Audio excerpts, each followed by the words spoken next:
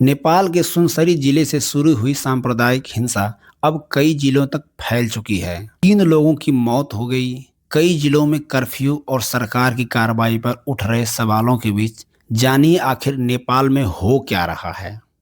इस हिंसा की शुरुआत 26 जुलाई की शाम भारत नेपाल सीमा से 20 किलोमीटर दूर से भी कम दूरी पर स्थित देवानगंज में हुई। श्रावण महीने के दौरान आयोजित वार्षिक बोलबम यात्रा के तहत हजारों हिंदू श्रद्धालु कोसी बैराज से पवित्र जल लेकर लौट रहे थे। भगवा झंडों और डीजे संगीत के साथ यह जुलूस कप्तानगंज चौक की ओर बढ़ रहा था।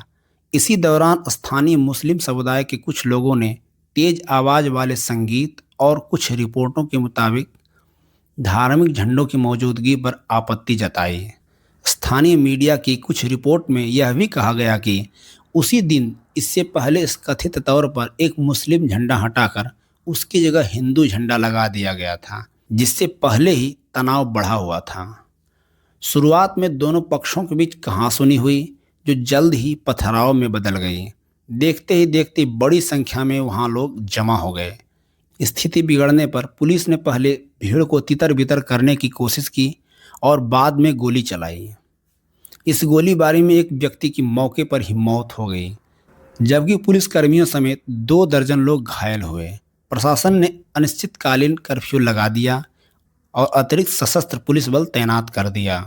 कर्फ्यू लागू होने के बाद भी हिंसा नहीं थमी। रात भर देवानगंज के कई इलाकों में घरों और दुकानों में तोड़फोड़ की खबरें आती रहीं। इस दौरान हिंसा से जुड़े वीडियो और अफवाहें सोशल मीडिया पर तेजी से फैलने लगी।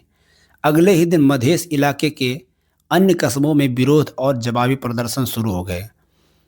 इस तरह एक स्थानीय विवाद धीरे धीरे व्यापक सांप्रदायिक तनाव में बदल गया। हालात इतने बिगड़ गए कि कई इलाकों में अनिश्चितकालीन कर्फ्यू लगाना पड़ा, पुलिस को गोली चलानी पड़ी और अब तक 3 लोगों की मौत हो चुकी है। हिंसा के बाद नेपाल सरकार की भूमिका भी सवालों के घेरे में है।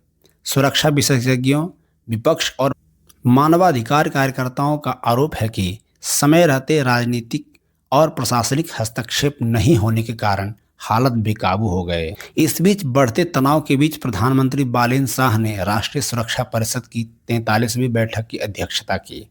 बैठक में देश की कानून व्यवस्था और विशेष रूप में सुनसरी जिले की स्थिति की विस्तृत समीक्षा की गई। इसके बाद प्रधानमंत्री ने देश के नाम संदेश जारी किया। उन्होंने लोगों से शांति, सद्भाव, भाईचारा और राष्ट्रीय एकता बनाए रखने की अपील की और निष्पक्ष जांच कराने का आश्वासन दिया। उन्होंने अपना संदेश मैथिली भाषा में भी दिया ताकि सीमावर्ती इलाकों के लोगों तक उनकी बात पहुंच सके।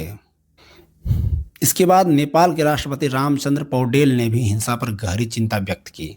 उन्होंने कहा कि नेपाल की पहचान उसकी बहुसांस्कृतिक, बहुजातीय और बहुधार्मिक परंपरा रही है। उन्होंने सभी नागरिकों से सामाजिक, आर्थिक और सांप्रदायिक सद्भाव बनाए रखने की अपील की। राष्ट्रपति ने संबंधित एजेंसियों को निर्देश दिया कि वे हिंसा की निष्पक्ष और तथ्यात्मक जांच करें तथा दोषियों के खिलाफ सख्त कानूनी कार्रवाई सुनिश्चित करें। प्रधानमंत्री बालेन शाह ने 4 दिन बाद सुरक्षा अधिकारियों से बैठक की, जबकि राष्ट्रीय सुरक्षा परिषद की बैठक 5वें दिन बुलाई गई। स्थानीय जनप्रतिनिधियों, सामाजिक संगठनों और समुदाय के नेताओं से समय पर संवाद नहीं होने के कारण तनाव और बढ़ गया। पूर्व प्रधानमंत्री पुष्पकमल दहल और मानवाधिकार कार्यकर्ताओं ने भी सरकार की प्रतिक्रिया की आलोचना की है और हिंसा रोकने में सरकार की कोशिशों को नाकाफी बताया। हालात को देखते हुए प्रशासन ने कई जिलों में अनिश्चितकालीन कर्फ्यू लगा दिया है और सुरक्षा व्यवस्था पूरी तरह से कड़ी कर दी है। बाद में नेपाल सेना भी नेपाल पुलिस और सशस्त्र बल पुलिस के साथ गश्त में शामिल हो गई। कुछ शहरों में ड्रोन निगरानी भी शुरू हो गई है, जबकि सेना को सड़कों से लेकर संवेदनशील इलाकों की निगरानी के लिए हेलीकॉप्टरों के साथ मोर्चा संभालना पड़ा। कार्यपालिका ने मृतकों के परिवार को 10 लाख नेपाली रुपए की आर्थिक सहायता देने का निर्णय लिया है। इसके अलावा गोली लगने से पूर्ण रूप से अशक्त और अत्यधिक दिव्यांग हुए घायलों को प्रति व्यक्ति 2 लाख नेपाली रुपए, जबकि मध्यम और सामान्य श्रेणी की दिव्यांगता वाले घायलों को प्रति व्यक्ति 50,000 नेपाली रुपए की आर्थिक सहायता प्रदान करने का निर्णय भी लिया गया है। बैठक में यह भी निर्णय लिया गया कि हिंसा के दौरान आम नागरिकों की निजी संपत्ति को हुए नुकसान का आकलन कर उचित मुआवजा दिलाने के लिए नेपाल सरकार से मांग की जाएगी। इस बीच भारत नेपाल सीमा से लगे बिहार के सीमावर्ती जिलों में भी सुरक्षा बढ़ा दी गई है। सीमा पर अतिरिक्त पुलिस बल तैनात किया गया है और आने जाने वालों की सघन जांच की जा रही है।